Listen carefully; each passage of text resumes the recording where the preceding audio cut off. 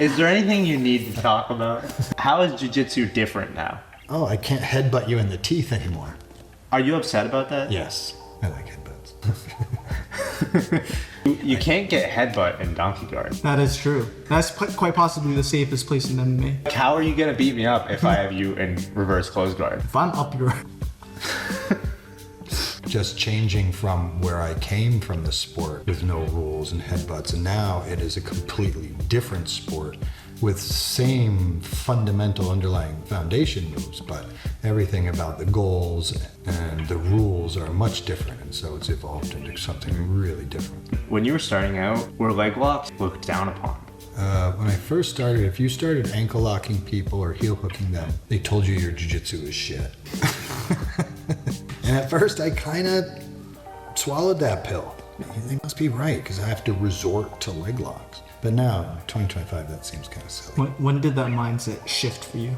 Honestly, like, leg locks. I kind of always felt like leg locks were a good weapon because they work. You're having problems with someone and you can't finish them in other ways. The legs are there too, and if they don't have those tools to defend it, that's a problem for them.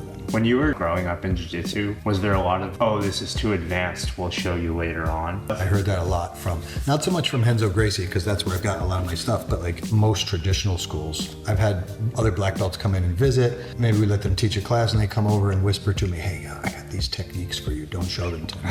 And most of the time, I would show them immediately, right in front of them. I just don't believe in that secret shit. Yeah. Why do you think they did that? I think earlier on, because we had schools, one school every 500 miles, and they used to compete against each other. And so we didn't have YouTube and Instagram and shit. And so they were kind of secrets, because if you never heard of half the moves I'm going to do to you, then you're in trouble. But now that everything is on YouTube, there are no secrets anywhere. And so it's kind of silly. If the techniques are out there for the most part, how is your job as an instructor changed because of that? Quite a bit. My job is more to direct. And obviously I'm going to show the mechanics that you need, but it's not the same as it used to be, where you teach 3 techniques and now you're on your own to figure out your own path. There are definitive paths that are far more efficient now. What do you do when a student comes to you with a question or like a position that you're not familiar with? I say I don't know. I got no problem saying I don't know. If I don't know, I'm going to go learn it. And I'm going to practice it on all my white belts. And then I'm going to know it.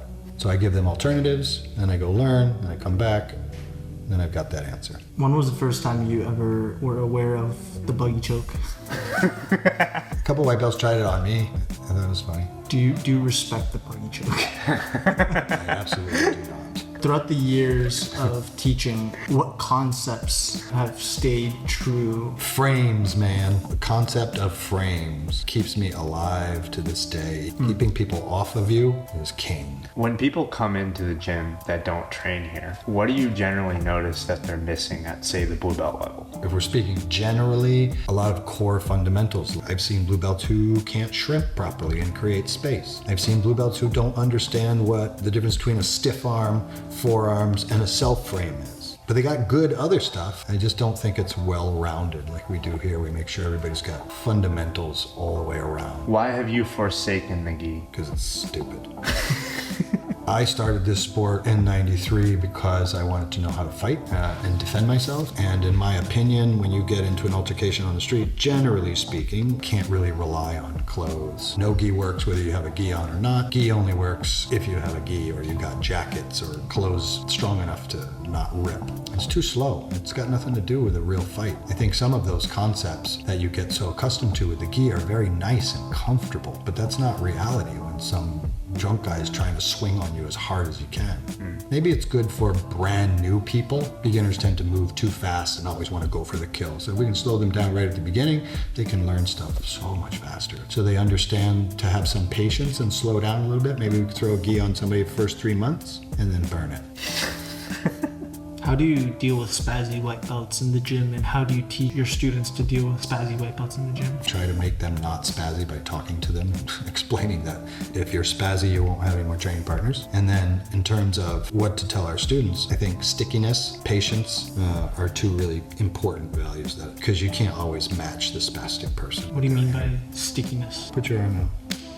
I'm not trying to hold you, I'm just trying to stay with your skin so that you don't go anywhere. If I'm trying like this and you pull out, now you're gonna be spastic again. So I just stay kind of glued to you and let you go where you want, and then I can start to take things away. Your grips are almost like sensors too. Absolutely. If you connect to someone, I'm reading that data that comes off of your intention. And so if you're pushing against me, I know I don't want to push against you. I want to redirect it. And so yeah, connection is a must too, because if you don't have it, I can't read you. And then your speed can't keep up with that either. Right. How do you teach smaller people to deal with bigger people? What do you think their objective in a role should be when training with larger people? Going up against big people has been most of my career. I often see small people are attempting to play their jiu-jitsu the same against a person their size and a person 80 pounds heavier, and that is not the way it works. I think the bigger and stronger they are, the more you have to play a little stronger defense and be way more patient and not expect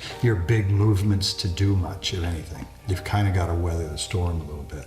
If you have to roll with someone who's much larger than you, what types of killing tools do you have? What subs do you actually use? For me, in my experience, the math says if he's 80 pounds heavier or something, 100 pounds heavier, the best places to be are on his back or on his legs. I'm not gonna pin a 250 pounder on his back and side control. So if I can get to his back or his legs, he has a lot less chance of fighting me from there. Did you have periods as you were learning where you were demoralized? Sure.